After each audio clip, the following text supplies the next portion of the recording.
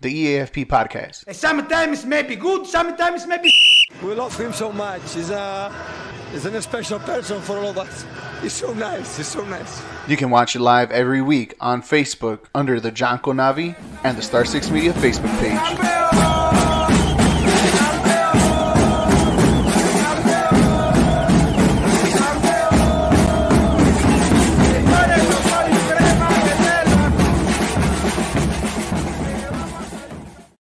Hey, what's up, everybody? Welcome to another episode of the E.A.F.P podcast here on the Janko Navi, the Star 6 Media Facebook page, YouTube, Twitter, and Twitch. You can find me every week. Well, technically, starting now every day here until the end of the World Cup. I'll be on live every day to talk about every single game that's going to come on in the World Cup today, tomorrow, and for the rest of the competition. So make sure you tune into the E.A.F.P podcast every single day this month, for the next month, actually, should I say.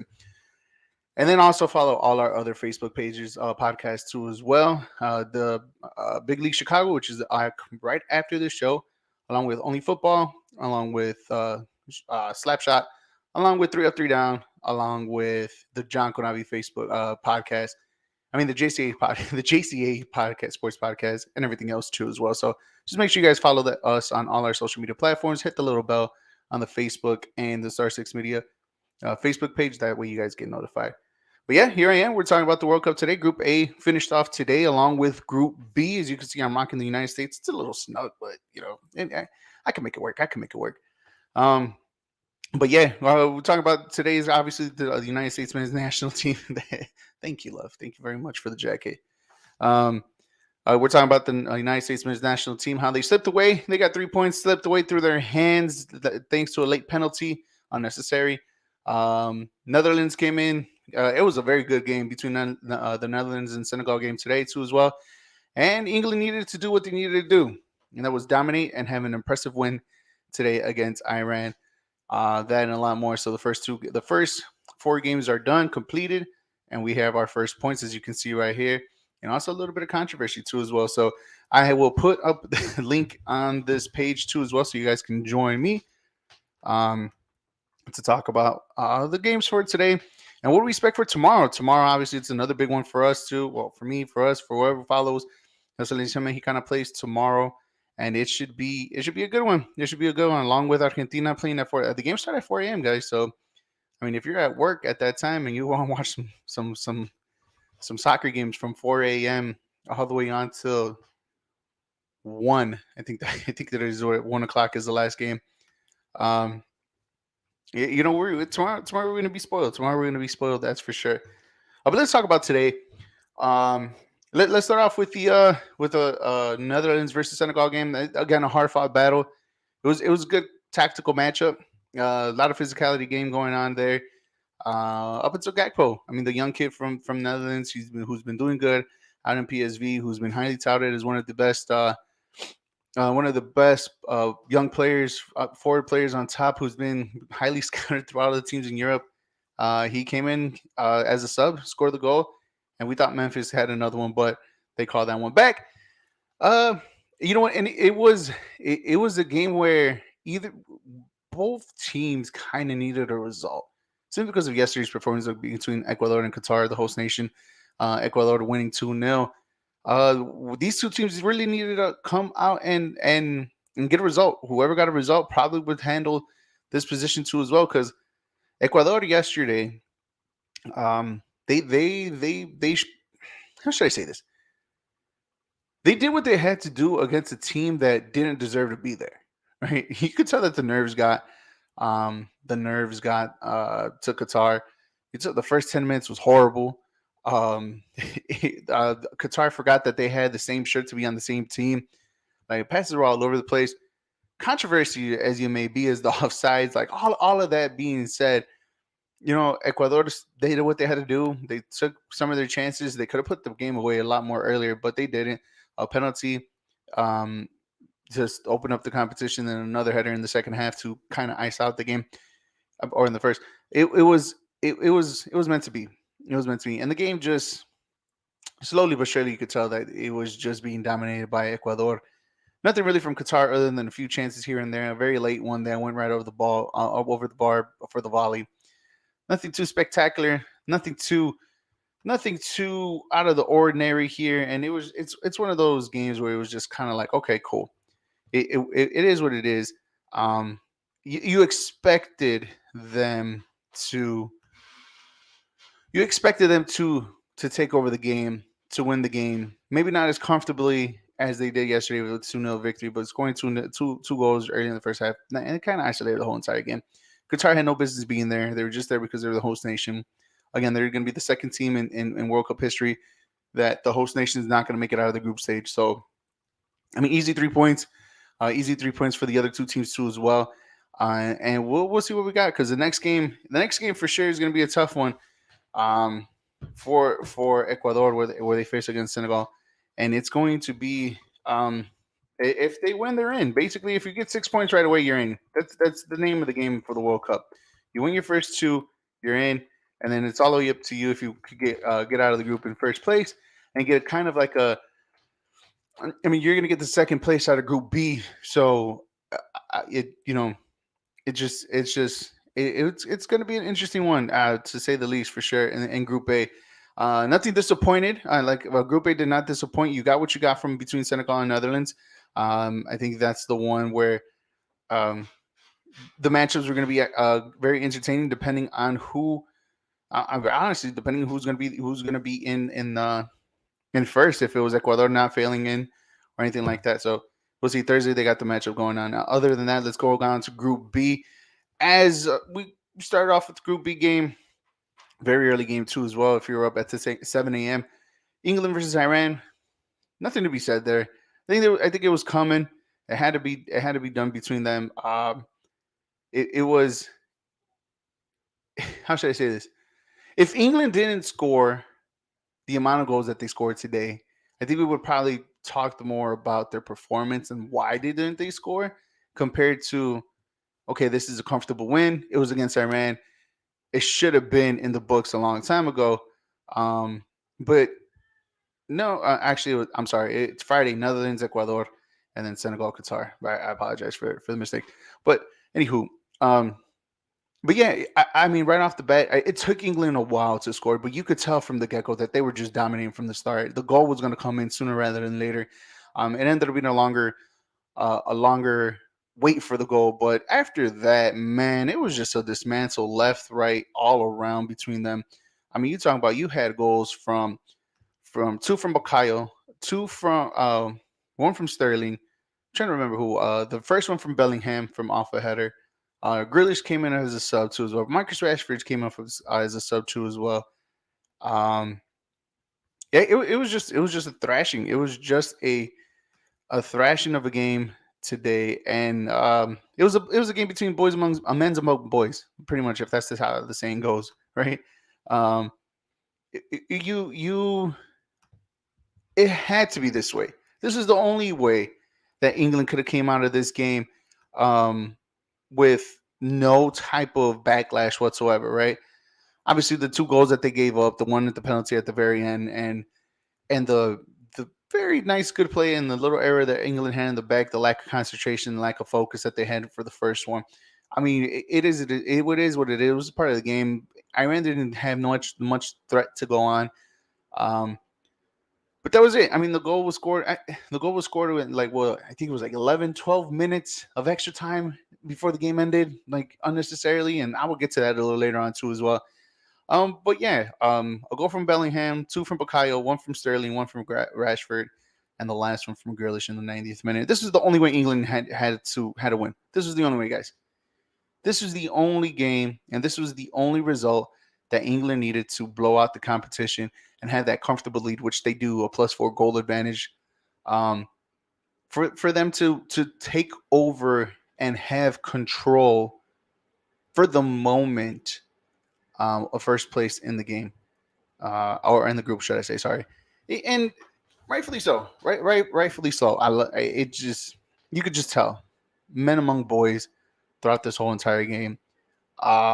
There was never a moment in doubt that England were going to lose this game, let alone being controlled in this game too as well. So um, yeah, it just now it's the real test. Now it's the real test coming on Friday against the United States men's national team a little bit more better than Iran, and obviously, the big derby against Wales and the last game of the group next week. So we'll see what they got. I mean, England right now is riding comfortably. They love the result. I mean, out of all the winners today, I think England was the biggest winner simply because of Wales and the United States men's national team's game today.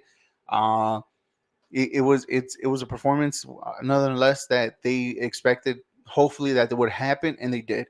Right? They sweated out 30 minutes, whatever the case may be, 40 minutes. Ever since the United States men's national team scored the first one, and then all the way on to England scored the penalty. But even then, so I mean, it was just a 1 goal lead, 3 points tie. But it would have been. It's still a key game on Friday between England and the United States men's national team, simply because Wales have Iran, and this is the opportunity for Wales to not only get into the win column, right, but also the possibility of where they have to root for the United States men's national team to make this group a little bit fun and entertaining. On top of that, a result, no matter what, a tie result will help Wales with the win, simply because then they'll be in for like this was set up for chaos, and chaos we already got, right? So I'm excited for that. This is going to be a fun group to watch all the way to the very end too, and go on for the United States. Tomorrow I'll provide highlights. I didn't have time today. I apologize. We'll get highlights for the game too, for all the games here on out. So, but yeah, England won 6-2 today, very comfortably. Netherlands won 1-0 today. Very tough game. Tactically sound from both teams. And Netherlands just came out with a goal on a goalkeeper error, but on the biggest stage. And then obviously we're going to get into it right here, the E.A.F.P podcast here on Facebook, YouTube, Twitter, and Twitch under the John Konabi and the Star Six Media social media platforms. Guys, make sure you hit the bell on both Star Six Media and also the John Konabi Facebook page just to get notified when all our podcasts are out. Not just my soccer podcast, but also the JCA Sports Podcast, Big League Chicago, Only Football, Sports Strip Live, 3 Up, 3 Down, and many more podcasts to come on out too as well. We have another show later on today in Big League Chicago. Tune in today at 7. I believe the show is at 7 o'clock. So after me, stay tuned. Keep it on here. Or actually, it's going to say the video has ended, and then another one will pop out. But just go to that one. Go to that one. Watch us. We're going to talk about Chicago sports and everything that happened over the weekend. But right now, we're talking about the World Cup today, and now we're transitioning over to the United States men's national team. As you can see, I'm rocking the jacket today along with the T-shirt right under it. I am all decked out, United States wise. I mean, hey, look, I'm a Nike fan first before anything, but even then, I do enjoy a little bit of football, and yeah, in today's matchup between them, it was a very weird game. It was a very weird game how it started, simply because it just felt like the United States men's national team not being there in the World Cup in the last 4 years. They wanted to come out swinging. As we go into the comments right here, John said no wonder they're tired. You're rocking them. Gareth Bale is clutch. Yeah, that was a clutch PK from Gareth Bale. You cannot deny that whatsoever. And John's right. I mean, he is clutch. A big opportunity, big moment showed up for him, and he put it away. But before even all that, the way how the game started, the first thing I was kind of not thrown. Oh yeah, maybe thrown off. Thrown off is the right word right now. The only reason why I was thrown off is simply because how the United States men's national team feels like they came out accelerated a little bit. I mean, they dominated the possession in the first half, but then also they kept on going in the attack, but it looked sloppy. Like, it looked like a sloppy attacking form. Like, they just went forward just to see whatever the hell happens, happens, right? What disappointed me about that is that it took away the creativity from Christian Pulisic and also from Musa. I think the kid's going to be good. The kid is going to be a great football player, for years to come. Kid's only like 19, 20 years old, so he has a bright future ahead of him. But that was the one thing that bothered me a little bit. Like it took them a while to get a hold of the game because they all felt like they were going a million miles an hour going forward the first 15, 20 minutes, right? After that, you could kind of you seen it slowly but surely them settling down into the game. And because they started a million miles an hour, you kind of see that Wales kind of like retracted back a little bit.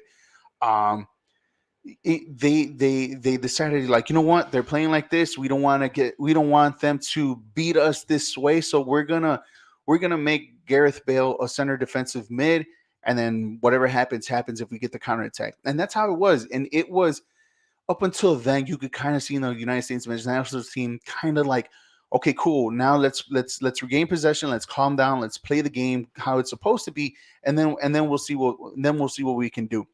And it worked too, because I don't think that Wales, if I can remember correctly, I don't think Wales even took a shot in the first half simply because of how pinned back the men's national team, the United States men's national team is going forward, had them going forward. And yeah, Rick says agree here too as well, who you'll see later on tonight. The Saints, yeah, the attack from the U.S. was all over the place and unorganized. And you're absolutely right. That first half was just, at least not the first half, the first 15 minutes, 15, 20 minutes, it just looked like they were just playing just a regular game out here in the streets and just going forward, attacking, pressing. And it worked to the point where it kind of not unorganized, but it kind of like threw Wales through a loop because they didn't even know what to do either. They just sat back and parked the bus and said, you know what, if they're gonna be like this, screw it. And then slowly but surely, you kind of seen Wales coming up a little bit. I'm like, okay, now they're playing football. Let's start playing too. But then simply because the possession of the United States men's national team that they had, because of doing that, the lanes starting to open up. You see Christian Pulisic just kind of taking control a little bit. Musa going in a little bit more advanced.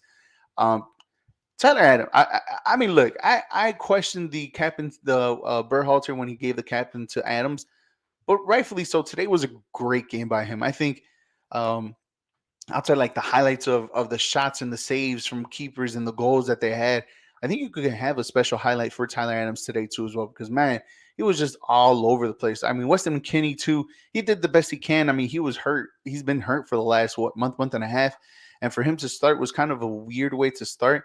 Same thing with everybody else. I mean, Gio Reyna, that's another question mark and another conversation for a little later on too as well, and why he didn't start or even go into the game when the United States men's national team needed some attacking options going forward, and I think he would have provided that. But again, conversation for in the next 5 minutes. But the goal was perfectly set up by the United States men's national team. Christian Pulisic with a beautiful throw ball for Weah, and Weah just one touch, just right in, and it just the comfortability for the United States men's national team, just you could tell they started oozing in a little bit after that goal. So kudos to them. First half was completely dominated by the United States men's national team, organized or not. Second half, different story. Tale of two halves. And Wales was the better team in the second half. They made a sub. They changed up their tactics where I think where they kind of pushed up a little bit their middles just a little bit more higher and started pressing the United States men's national team, who again, it felt like it's like how they started, unorganized going forward. Defensively, they kind of looked a little unorganized too as well, but they finally felt the pressure. And I think the roles reversed. Once the pressure got to the United States men's national teams and Wales knew that they had them backed up in the corner, Wales again did the same thing to them. They did to the United States men's national team what they did to them in the first half, and that was dominance. Dominate the ball from the top, win the game in the midfield. You could see Weston McKennie's was still wasn't fit. I think he re-aggravated his injury, or he just felt tired. Either or, his sub was late. I thought he should have been out, the 5 minutes prior. I don't think he should have even started the second half, but that's just, again, another conversation for another podcast with somebody else. And it just the United States never really got a hold of their attacking options up until they started making the fresh subs. And that's when you kind of seen the game a little bit opened up a little bit. You seen both sides attacking a lot more. The subs were needed for the United States men's national team. The options were there. They could have scored another one. They had plenty of opportunities because defensively, then once the pressure started on both sides, there was no defensing was optional. in most cases. Um, the goals couldn't go in. Set pieces were were going all over. The game got exciting. A little pressure from everybody else, and then just when you thought that the United States men's national team were this close of getting 3 points and also being up there with England and making the game a lot more interesting. I mean, it was going to be interesting regardless, no matter what the situation or the results were going to be. But just make it a lot more interesting and a lot more chaotic on Friday.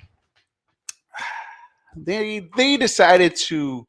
Who was it? Was it Zimmerman? Was it Ring? I don't remember who made the slide tackle on Gareth Bale inside the box when his back is turned against the goal, when all he was trying to do was shield the ball. You decide, whoever, I think it was Tim Ream, you decide to slide tackle the guy from behind, no chance of winning the ball whatsoever, and then you gave up the penalty with 10 minutes to go in the second half, right? And then Gareth Bale, like John said earlier, clutch with the PK. It was a perfectly powerful stricken ball. Matt Turner gets the right way, put a hand on it, but that shot was just too hard for him to handle, and the ball goes in, and now we have a tied game. There was many opportunities even after that goal for both teams to even score a goal to get all 3 points, right? But luckily, I mean not luckily, but in a way, it was kind of good that both teams ended in a tie and a 1-1 draw. But also at the same time, it kind of felt like the United States had a game that slipped through their hands and had an opportunity to go tie tops of the group with England. Now they're tied for second. Obviously, they're in second place simply because one, they're the higher seed, and that's the case, and that's the case right there. But it just shows, right, and it just proves the inexperience and the youth of the United States men's national team at that moment, right? Um, I thought they did a pretty okay job of holding their own in pressure moments that that Wales had and just pressuring them. And they did an okay job, solid defensive performance to a certain degree. They did everything that they needed to do to still keep that result at 1-0. They needed the extra goal. This is where the Gio Reyna conversation comes in because there was plenty of subs where Berhalter came in and it's just we didn't understand why he didn't put him in. You would think that he would have been. I mean, Christian Pulisic looked like he was tired towards the tail end. I think that would have been a man-to-man sub right there. But you're not going to take out Pulisic whatsoever, right? I mean, you're not going to do that. Musa, he got the sub, but I think the Musa for Gio Reyna would have been a more understandable, more kind of like attacking option. Kind of kept the flow going the same way that Musa was getting it, a more comparable substitution right there. Hell, even an even better substitution, right? Depending how you want to look at it. It was just there was nothing. I think the United States men's national team was just playing with a center forward. There's no true striker, and that was always my problem. And that was my problem with the United States men's national team coming into this World Cup. Like, who's really your true striker for this team? Who's going to score your goals? The guy wasn't there. I mean, Timothy Weah did a good job scoring the goal, but he plays out wide. There's really no true striker in that team. And this is what we get. You're gonna get your goals from your wingers and probably even your midfield. But even then, so like, it's still not enough. And especially a team who's as stacked as England on Friday, and as stacked as any team in this World Cup. It just it felt like it was an opportunity taken away from the United States men's national team. I don't know. I want to know what you guys think. Comment right here or join me too, as well as the link is on the comment section if you want to talk about the World Cup and about the United States men's national team. Maybe you saw something that I didn't. Tell me how you feel. Do you feel like the United States men's national team slipped threw away, not threw away, but 3 points slipped away from their hands, right? I think that's the best one right there. Tell me what else you think. What else? How have you been feeling about the World Cup so far in the first 2 days? Because man, oh man, was there a very, very, very, very, very interesting storyline heading into the World Cup before the game, yesterday's game between Qatar and Ecuador. Let me just start this off, right? I in a way, I was hoping for chaos. In a way, In a way, I was hoping for this to actually come true. In a way, I was hoping that if Ecuador was capable enough to do what the reports were heading on, and it was streaming, and you could tell yesterday too that the commentators were they wanted to say it, but they couldn't say it because of the integrity of their professionalism was on the line too as well. If they would have brought that up, there was a few moments, especially that questionable offside. Look, to be honest, look, that was never an offsides. I don't know how the hell that was an offsides. You could tell me the rule book a million times about that play, but from what I remember playing the wonderful game of soccer, the the moment that your opponent touches the ball, whether if it's the goalkeeper and your player's off sides, still a free play simply because it came off of the opponent instead of your own team. And that's where it was kind of like, okay, maybe, just maybe this story is true. And if you guys don't know what I'm talking about, I'm pretty sure you guys know what I'm talking about. But um, there was a tweet that came out days prior, probably Friday, if that, right, about how one of the Qatari people, or the main people of Qatar that's running the World Cup, paid or was going to pay some Ecuadorian players $7.8 million to throw away the game and let Qatar score the only goal of the game, and 1-0 in the second half. And I'm like, no. Me personally, as a soccer fan, I'm like, no. I mean, they can't let that happen. Like, they won't let that happen, right? They shouldn't let that happen. They could just they could just laugh it off. I'm like, all right, cool. Yes, yeah. Look, 7.8 to Ecuador is a lot of money, right? And simply because of the position that they are financially. But even then, so it's kind of like you money for your integrity of your professionalism, and then that stain, the stain of that for your professional career could like ruin it, no matter where you want to play, right? In your country, in another country, win another league, whatever the case may be, you will never be looked the same simply because you took out that money, right?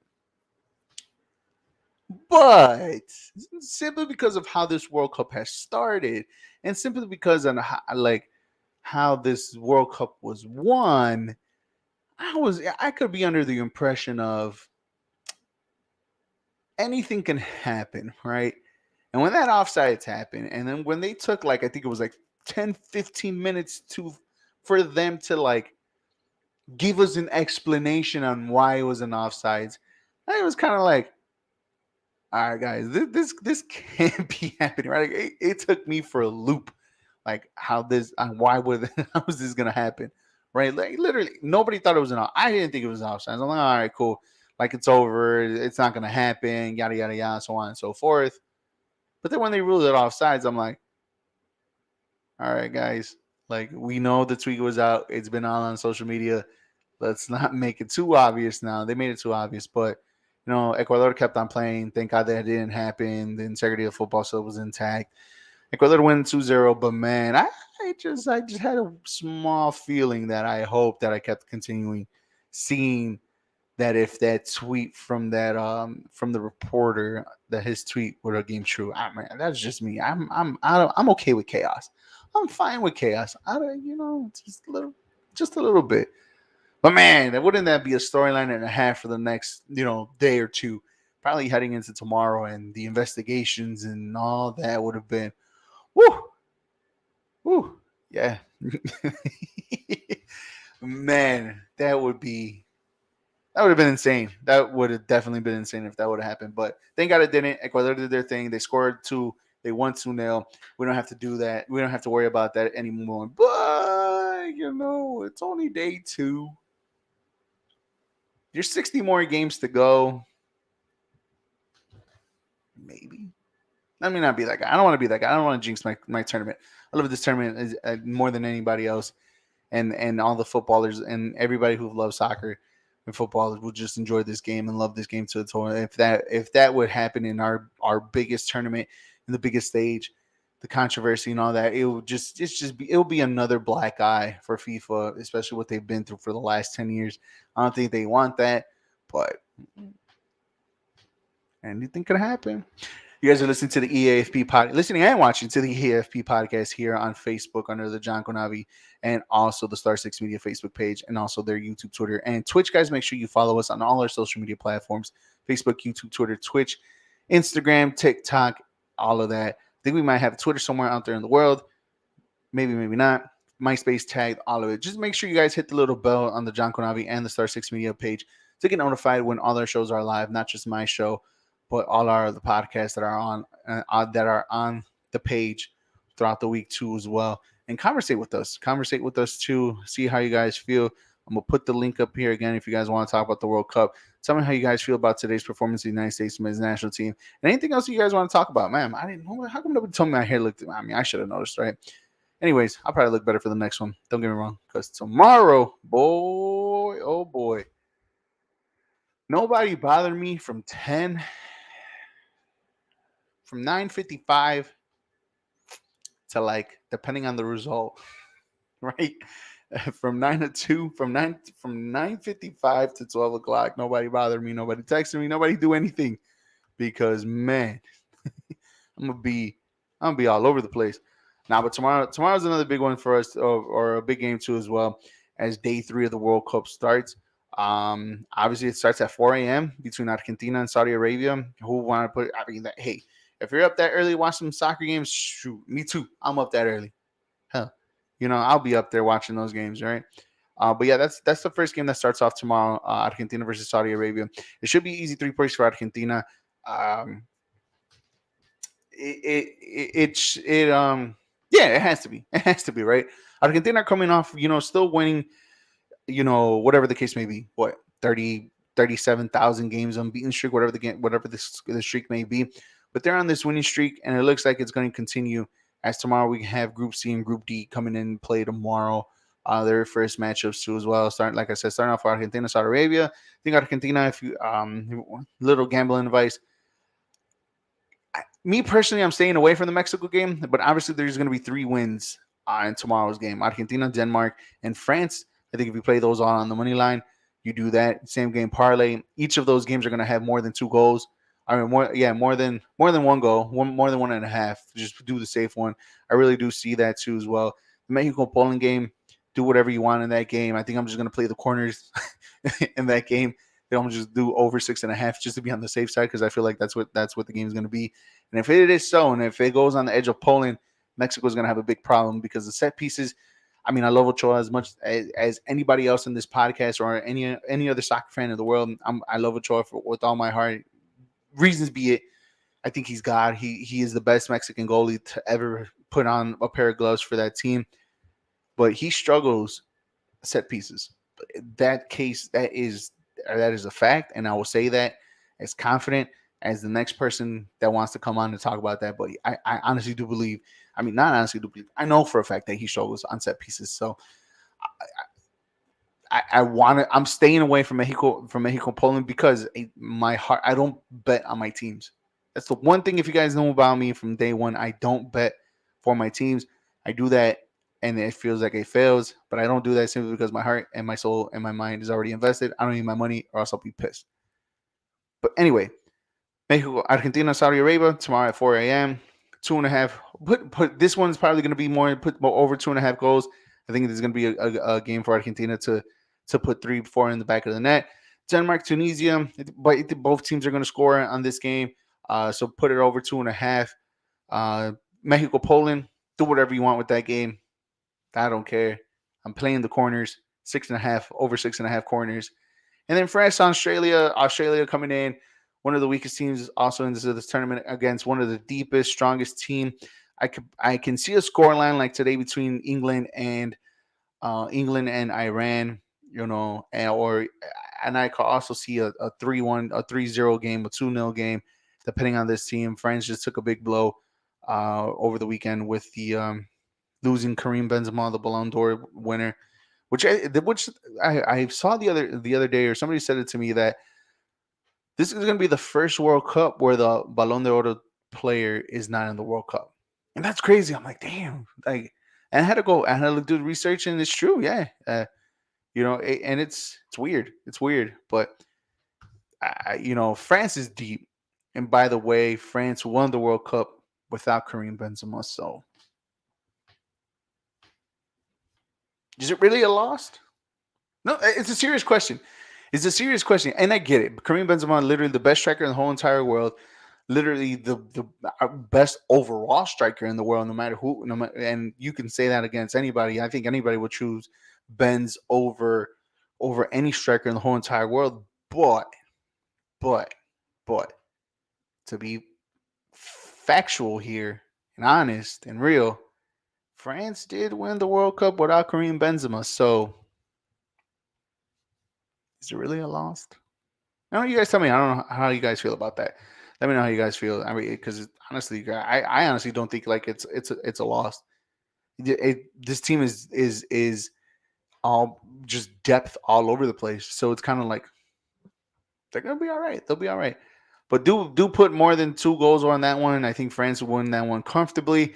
And those are my bets for you guys for the games tomorrow. I'll try to give you guys my best bets where I feel like it's a good bet for you guys tomorrow. For you guys to bet to win some money for this World Cup, because we have 14 straight days of nothing but World Cup games. You heard that right? Days straight. I love it. That means 14 days straight where you could blame me or you could thank me for winning you some money with my best bets of the day for the World Cup. So that's the beauty about this, right? And then on Sunday, when you could parlay the games and everything else on top of that and win some big money, woo, can't wait for that. But yeah, tomorrow, big game for the Selección Mexicana. What do I expect? I expect hopefully a decent performance from them. I expect them to show out in this World Cup and not look like idiots. I don't think that's too much to ask. And I know that was a little harsh, but I mean, let's think about it. This is like the least confidence I've felt anybody has felt about the Selección Mexicana, especially from the people that has been chosen for this World Cup. Who is in the starting lineup? Because if the rumor is true that the people that kind of started the last game against Sweden will more than likely are going to be the same players starting the World Cup, we're in trouble. We are in trouble. You have to find a way to start your best players, and if it's because of namesake purpose, we have problems. Like preferably, I mean, hell, I'd rather have El Bebote there, and Jimenez as your striker, because he's your best ones in form. I mean, Henry Martin, he had a great campaign with Club America this season. He hasn't played in 3 weeks because, or hell, even a month maybe, because La Liga MX finished and America got eliminated in the semifinal.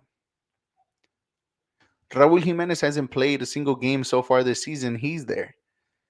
And Funes Mori, I don't know why he's there, but he's there. You're gonna give your midfielder to Chucky, to Charlie, which I don't mind. I think Charlie deserves that spot along with Hector Herrera. I think Hector Herrera, no matter what the age he is, he should be your creative midfielder, I guess you can say. And you put Edson Alvarez behind them because Edson is the best Mexican player out there. Hands down, simple, plain and simple. He's your best player in this team. Your back four. Who are you starting? Jorge Sanchez, ever since he left, I haven't really kept up with his career. I only see what I see when he's in the Liga Mexicana. It's just a speedster. Doesn't defend. Is he going to be your right back? Who knows? Gallardo is going to be on your left side. That's a given, right? Cesar Montes is going to be your center back. Who's your partner? Are you partnering with Araujo or are you giving another shot for Moreno? Who are you going to give? Ochoa is going to be your goalie. That's it. There's question marks on your starting 11 if you have the right starting 11. Chucky or Vega? I prefer Vega, honestly. Or put Chucky on the other side. I prefer Vega. Hell, to be honest, if I want to be brutally honest here, I prefer Antuna and Vega on the left, on the wings. I honestly do. Give me Vega, Martin, and Antuna out front. Okay, great. I'm fine with that. Let them either shine in the moment or fail at the spot. I'm cool with that. Give the speed. Give them the flair on top. I'm cool with that. But I know it's not the same Chucky from 2018 and years prior. I know Tecatito's not there, and it's unfortunate. But give me Alexis Vega. I'm cool. If you put in Chucky, okay, fine. He better show out. But I better not see Raul Jimenez. As much as I love Raul Jimenez, he has not played a single minute. He should not be your starter. It should be Henry Martin, and then Raul Jimenez should come off the bench. Those are the main two strikers. Easy, simple. So from 9:55 all the way till 12 o'clock, do not text me, do not bother me, don't do anything. I'll be watching that game with my all two eyes, and then we'll see how I feel. Because tomorrow's podcast, if it doesn't go very well, you don't want to miss it. My cousin, what's up, Nani? Hope you're doing well, kid. He said should have been Santi. I agree with you 110% that it should have been Santi Jimenez. I agree with you. I agree with you, nephew. I agree with you. Should be Santi. Santi should be in this squad. There is no reason why you have to call this kid 2 times to explain to him why he's not on this team. There should be no reason you call a player twice on why he's not on this team. You shouldn't, in the press conference, you shouldn't say, well, he plays this amount of minutes and here and there and this and that. And yes, he may be the leading scorer for Feyenoord in the Europa League, but he hasn't really, done this and that. Like you just sound stupid, Tata, by saying that.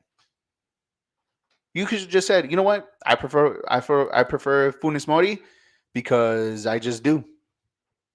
If you like it, cool, and if you don't, I don't care. That would sound way more better than trying to give an explanation on why he's not on the call up, on why you had to call him twice, and to explain to him on why he's not on this team. But that's just me. And Nani. And everybody else. I don't know. I don't know what you guys think. But like I said, tomorrow, 9:50 to 12 o'clock, nobody bother me whatsoever. And let's just hope that this man, because I would love to have everybody on tomorrow if things don't go right.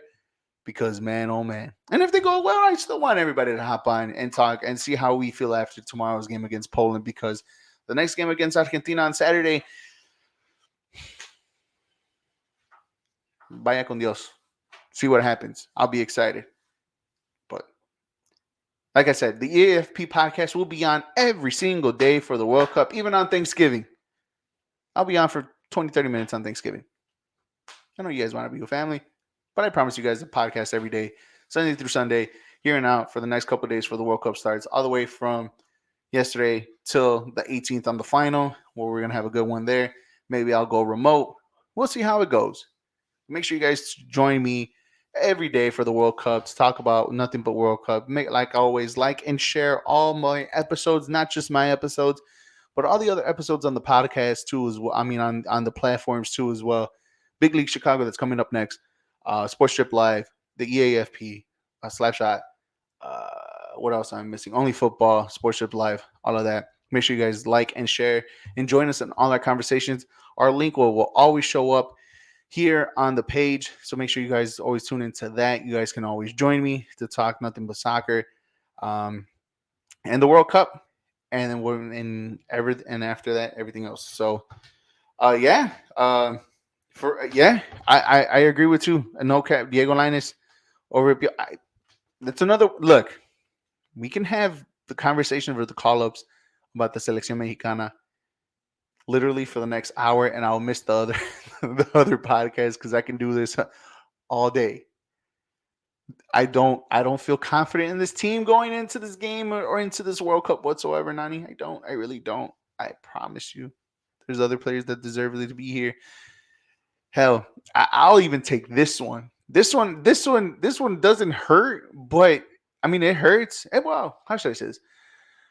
This one, I rather just for the sake of the team more than just me being prideful of the player who he is. But I would prefer Chicharito on this team right now than anything because there's no type of striker in this position that will give you the goals that Chicharito has performed within this last season.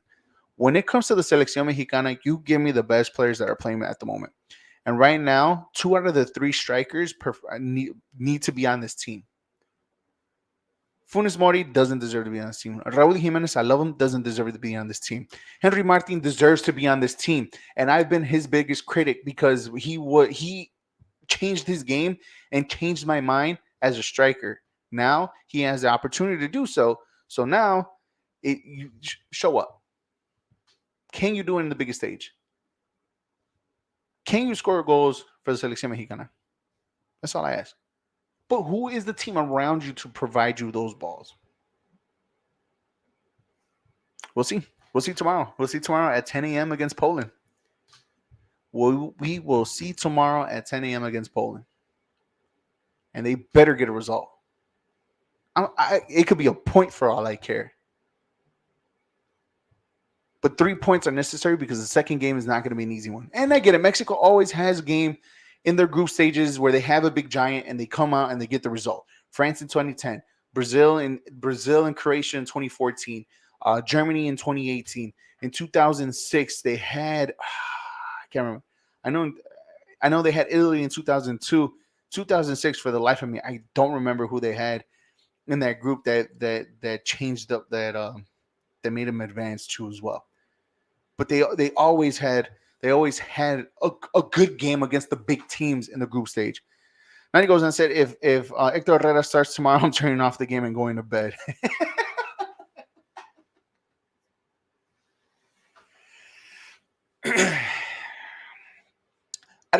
I don't mind Hector Herrera starting. I don't. I really, really, really don't. It's just the supporting cast around him. If you give me Charlie and you give me Edson Alvarez, I'm cool. I'll be fine. I let Hector Herrera be that free Roman middle that will dink and dunk and give the passes here and there, right? Even though he runs as fast as you and I every time I see him run, I feel like he gets slower and slower by the stride, and that's but that's just me how I see him. I don't mind it. I really don't mind Hector Herrera. It's just, again, you give me Edson around, like that's the three midfielders should be. I mean, to me, it should be those three. Simply because of what Hector Herrera can bring, right? Simply because Edson Alvarez is literally the best Mexican player right now at the moment, and Charlie and Charlie is literally your best young up and coming player. Now look, if you put Orbelin, fine. If you put Eric Gutierrez, okay, then I start questioning on where you're going with that, right? If you were to tell me to choose between Hector Herrera or Andres Guardado, Hector Herrera. If you're telling me that you're going to put Edson, Hector Herrera, and Andres Guardado as your starting lineup for the World Cup for your first game, we're having problems, and I am screaming tomorrow at the television that you have those three starting. You have those two starting. That's my only problem. That's my issue. I don't mind Hector. Give me Charlie. Give me Orbelin. Tag him up with Edson Alvarez. Unless Edson suspends himself, he is in that starting lineup every single week as your center defender midfielder. Central defender midfield. That's it. That is all. Just saying. But man, I just hope they don't look like crap tomorrow. I really don't. I really, really don't. I don't. The E.A.F.P podcast here on Facebook, YouTube, Twitter, and Twitch under the John Conavi Facebook page, and also Star 6 Media. Guys, make sure you follow us on all the social media platforms. So far, 2 days of the World Cup. So far, no controversy big enough to change it. United States men's national team let 3 points slip away today on a late penalty they gave up to Gareth Bale. 1-1 into the game today. England dominated 6-2 over Iran. England looked, I mean, they needed to dominate this game. They needed to win by that amount, or else there would have been questions, problems, and everything else. Cool. Netherlands and Senegal. Netherlands won 1-0 on a very tight, very close competitive game, which is the best competitive game so far we had in this competition. And then Ecuador took care of Qatar yesterday 2-0. I got the standings here. If you can read my handwriting, if you do, you're a god. If you don't, then I'm sorry, but my handwriting sucks. But Ecuador is in first, along with Netherlands tied with 3. Ecuador in first for goal differential, followed by Senegal and Qatar. We have England in first, along with the United States men's national team and Wales tied for second with a point each. And then obviously Iran is in last place with 0 points. Tomorrow, Group C, Group D would be the spotlight of this podcast. Technically, it will be the Mexico versus Poland game will be the spotlight of this podcast. But also, I'll get into the other games too as well. I will be live at the same time, same place at 6 o'clock here in my under construction for the last 2-3 months basement for that. At least I got some soccer balls and I got Ted Lasso. Little decoration one, right? But yeah, I'll be here tomorrow, same time, same place at 6 o'clock. Make sure you guys follow us. Make sure you guys tune in after this show. Big League Chicago will be up next. We'll be talking about all the Chicago sports that have been happening so far for the last week. Make sure you guys join us there. As always, like and share all of our show. To Nani, to Rick, to John, thank you very much for joining in. I will be here live tomorrow. Make sure you tell your friends about this podcast, your friends, your friends' baby mamas, your baby mama, and everybody else too as well, aunt, uncle, auntie, whoever just enjoys the game of football. Just join me tomorrow for this game. Thank you very much for joining me. Thank you guys for watching and listening. I will be here the same time, same place tomorrow.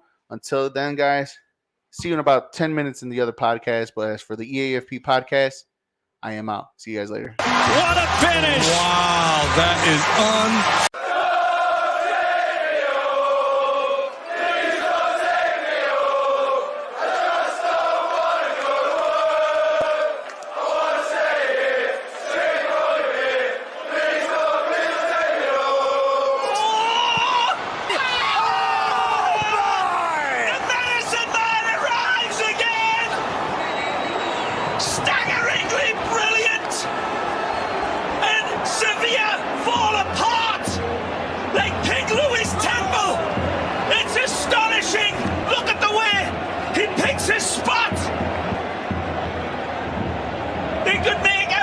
a Scrooge smile with the quality of his goal. See you later. Oh. Yes. Yes. He's intolerable.